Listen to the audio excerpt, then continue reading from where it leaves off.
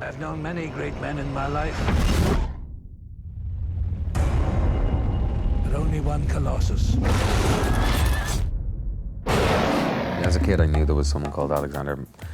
I didn't know he was of Macedon. I didn't know if he was Russian or what. But I knew there was someone called Alexander the Great who conquered the world or something. A king isn't born, he's made. It was just great because I knew King Philip's life, and he's such a gregarious character. And then he told me Angie was hired, and I love her, and Colin I loved meeting him. We just started laughing right away.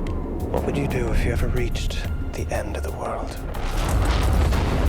Never will there be an Alexander like you. Alexander the Great. I studied a lot about the history about Dionysus, about what would drive her to be the way she was, and really just thought a lot about how I would feel, you know, having a son and living at that time, if I had no rights and if I had an abusive husband, and if I had, you know, my son's life was in danger if he didn't get strong. You know, I just kind of tried to make it as personal as possible. He will never give you the throne now, Alexander. Never. First of all, he's Irish, and there's something about the Irish which is Celtic, and so are the Macedonians. And he's smart, he's fast, he's a leader, he's dynamic, he's handsome, sexy, and that's what Alexander is to the memory of Alexander is to most people.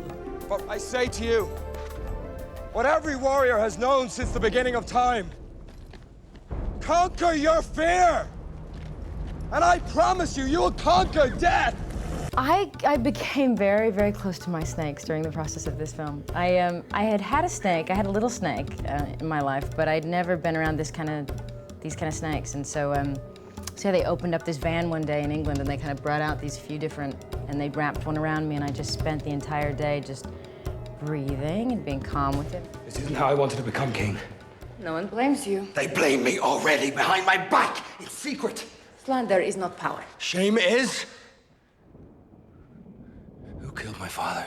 The battles were just savage. To shoot them, I mean, they're savage.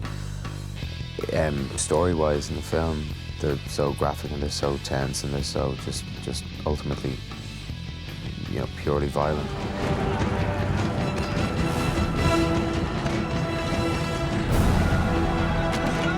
I was freaked out all the way, probably in some way, you know, but I had, thank God, experienced a lot of films, and I worked my way up to this level. I wasn't coming to it a virgin.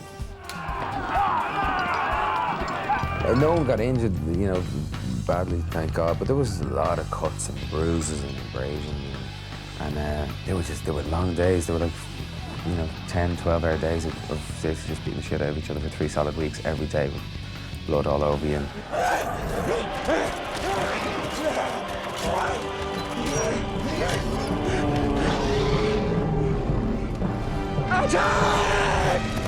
He's an exciting, unique man in history. He changed the course of history, and as well as had a great adventure, a great ride through 5 different cultures. What I love most about thinking about the film in the completed form is that you can't compare it to anything. But when you do, it's up there with great films like Lawrence of Arabia and the biggest, best, most innovative epics that have been made. This is one of them. The king lives! I think all of us have a destiny, and all of us have a power inside of us and a will and a passion, and so few people live 100% what they could be. And he did. All you desire, the world is yours!